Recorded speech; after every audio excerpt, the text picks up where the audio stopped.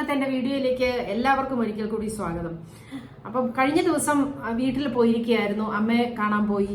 അതൊക്കെ കഴിഞ്ഞ സമയം പോയി. ഇന്ന് മോർണിംഗ് ആണ് വീട്ടിൽ നിന്ന് വന്നത്. അപ്പം ഇന്ന് വന്നപ്പം രാവിലെ ഉച്ചക്കത്തെ ഒന്നും സമയം കിട്ടിയില്ല. എനിക്ക് കുറച്ച് വർക്ക് ഉണ്ടായിരുന്നു. അപ്പം വൈകുന്നേരം 6 മണിയൊക്കെ ആയപ്പോഴാണ് ഞാൻ വിചാരിച്ചത്, അയ്യോ ഇന്നൊരു വീഡിയോ ഇടണമല്ലോ. അപ്പം എന്താണേലും കുറച്ച് ചപ്പാത്തി ഇരിപ്പുണ്ട്. അപ്പം ഞാൻ വിചാരിച്ചു എന്താണേലും ഒരു കറി വെക്കാം, ഒരു വെജ് കറി വെക്കാം. അപ്പം വിചാരിച്ചു അത് നിങ്ങളെ കൂടെ കാണിക്കാം.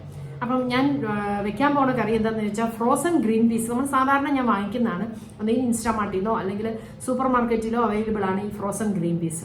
അപ്പം അതിനെ കുറച്ച് ക്യാരറ്റ്, സവാള അങ്ങനെ എല്ലാം കൂടി ഇട്ട്, ടൊമാറ്റോ എല്ലാം കൂടി ഇട്ട് ഒന്ന് വഴറ്റി എടുക്കും. ഇത്ര എടുക്കുകയുള്ളൂ. അതിനകത്ത് അധികം എണ്ണയൊന്നും ചേർക്കത്തില്ല, തേങ്ങാപ്പാലും ചേർക്കില്ല. കറിയല്ല, ഒരു പെരട്ട് പോലെ എടുക്കും. അപ്പോൾ ചപ്പാത്തിക്ക് വൈകിട്ട് ഉപയോഗിക്കാമല്ലോ എന്ന് വിചാരിച്ചിട്ട് ആണ് ചെയ്യുന്നത്. അപ്പോൾ ഓക്കെ, ഞാൻ കാണിച്ചു തരാം എങ്ങനെയാണ് ചെയ്യേണ്ടതെന്ന്. അപ്പോൾ ഇത്രയൊക്കെയാണ് നമുക്ക് ഈ ഗ്രീൻ പീസ് കറിക്ക് അത്യാവശ്യം വേണ്ട കാര്യങ്ങൾ. ഒന്ന്, ഫ്രോസൺ ഗ്രീൻ പീസ്. ഇത് ഞാൻ ഒരു കപ്പ് എടുത്തിട്ട് അത് 1 കപ്പ് ഫ്രോസൺ ഗ്രീൻ പീസ് ഉപ്പിട്ട് വേവിച്ചതാണ്. ഇത് ഒരു ഉരുളക്കിഴങ്ങാണ്. ഇത് ഒരു ടൊമാറ്റോ അരിഞ്ഞത്. ഇതൊരു 2 ചെറിയ സവാളയാണെങ്കിൽ 2 ചെറിയ സവാള, അതല്ലെങ്കിൽ ഒരു വലിയ സവാള അരിഞ്ഞത്. ഒരു ക്യാരറ്റ്, മീഡിയം വലിപ്പത്തിലുള്ള ഒരു ക്യാരറ്റ്, ഒരു 2 പച്ചമുളക്. അപ്പം ഇത്രയും ആണ് ഈ ഗ്രീൻ പീസ്. ഒരു ഗ്രീൻ പീസ് എന്ന് പറഞ്ഞാൽ ഇത് ഗ്രീൻ പീസ് കറിയല്ല, ഇതൊരു ഉലർത്തിയതുപോലെ ഇരിക്കും ഗ്രീൻ പീസ്. തേങ്ങാപ്പാലൊന്നും ചേർക്കാത്ത ഒരു കറിയാണ്, ചപ്പാത്തിക്ക് പറ്റുന്ന ഒരു കറിയാണ്. അപ്പം ഇനി ഇതെങ്ങനെയാണ് പ്രിപ്പയർ ചെയ്യുന്നതെന്ന് ഞാൻ കാണിച്ചു തരാം. ആദ്യം നമ്മൾ ഇതുപോലെ ഒരു പാന് അടുപ്പിൽ വെച്ചു. എന്നിട്ട് ആദ്യം ഓയിൽ ഒഴിക്കണം.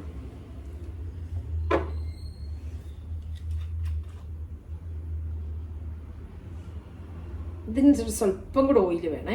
എന്നാലും അധികം ഓയിലൊന്നും നമ്മൾ ഒഴിക്കണ്ട. കാര്യം വെച്ചാൽ കൊളസ്ട്രോൾ ഒക്കെ എല്ലാവർക്കും കാണുമല്ലോ. അപ്പം അധികം ഓയിൽ വേണ്ട.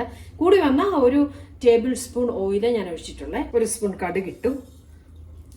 ഞാൻ 1 സ്പൂൺ ഉലുവ കൂടി ഇടുവേ. ഉലുവ ഇട്ടു.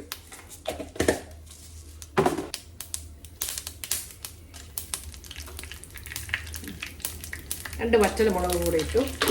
എന്നിട്ട് ആദ്യം നല്ല ഉലുവയും ഈ കടുകും ഈ മുളകും ഒക്കെ പൊട്ടുന്ന സമയത്തേക്ക് സവാള ഇങ്ങോട്ട് ഇട്ടു. സവാള ഇട്ട് നന്നായിട്ടൊന്ന് വഴറ്റുക.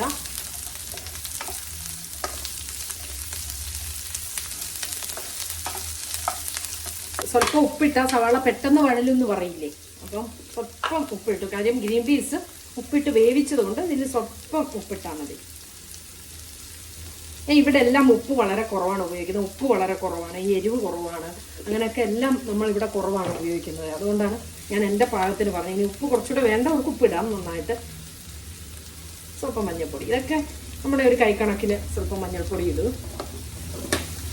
ഇത് നന്നായിട്ട് വഴറ്റുക.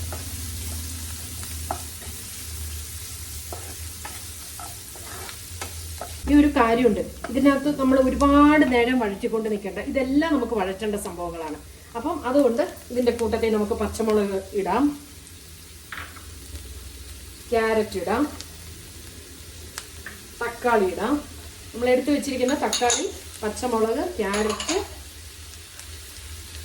ഉരുളക്കിഴങ്ങ്, ഈ ഗ്രീൻ പീസ്, ഇതെല്ലാം ഇട്ടു. ഇട്ടിട്ട് എന്താ ചെയ്യേണ്ടതെന്ന് വെച്ചാൽ കാശ്മീരി മുളക് പൊടിയാണ് ഞാൻ 1 സ്പൂൺ, 2 സ്പൂൺ, മല്ലിപ്പൊടി ഒരു 2-3 സ്പൂൺ ഇടാം. ഇത് മസാലപ്പൊടി, ഇത് ഒരു 1/2 ടീസ്പൂൺ ഇടാം. കുരുമുളക് വേണ്ടവർക്ക് കുരുമുളക് പെപ്പർ പൗഡർ ഇടാം, അതും 1 സ്പൂൺ ഇട്ടു. അതെല്ലാം ഒരു ചെറിയ സ്പൂണാണ് ഇട്ടത്. മുളക് പൊടി മല്ലിപ്പൊടി മാത്രം 1 ടേബിൾ സ്പൂൺ ഇടാം. എന്നിട്ട് നന്നായിട്ടൊന്ന് ഇളക്കുക, അടച്ചു വെക്കുക.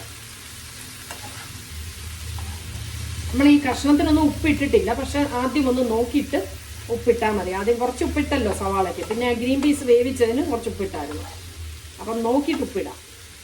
ഇനി ഉപ്പ് കൂടി പോയി കഴിഞ്ഞ് കഴിഞ്ഞാലും അത് പ്രശ്നമാണ്. ഇങ്ങനെ അടച്ചു വെക്കുക. കുറച്ച് നേരം കഴിഞ്ഞിട്ട് നോക്കുക നമുക്ക് ഉപ്പ് പാകമാണോ ഇല്ലയോ എന്ന്. അതല്ല എങ്കിൽ ഉപ്പ് കുറച്ചുകൂടി ഇട്ടാൽ മതി. അപ്പം ഇങ്ങനെ കുറച്ച് നേരം, ഒരു 10 മിനിറ്റ് ഇത് വേകണം. ഈ കഷ്ണങ്ങളൊക്കെ വേണം, വെള്ളം ഒന്നും ഒഴിച്ചിട്ടില്ല. ഈ കഷ്ണങ്ങളൊക്കെ വേകട്ടെ. യാ കുന്ദേന്ദു തുഷാര ഹാര ധവള യാ ശുഭ്രവസ്ത്രാവൃത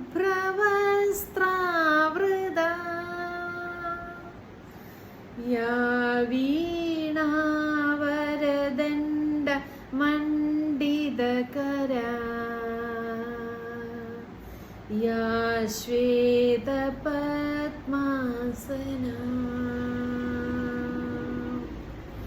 യാ ബ്രഹ്മാച്യുത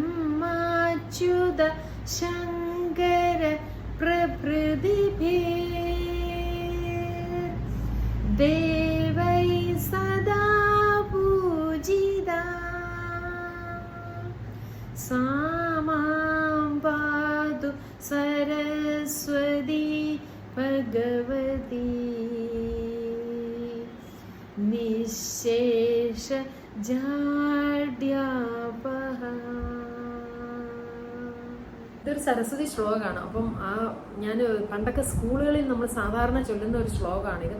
അപ്പം ഞാനിത് ചുമ്മാ അത് കറി വേകുന്നതിനിടയിൽ ഞാൻ നേരെ സന്ധ്യ സമയമായി എന്ന് പറഞ്ഞില്ലേ, 6 മണിയായി എന്ന് പറഞ്ഞേ. അപ്പം ഞാനിത് ചുമ്മാ ജസ്റ്റ് ഒന്ന് ചൊല്ലിയെന്നേ ഉള്ളൂ കേട്ടോ.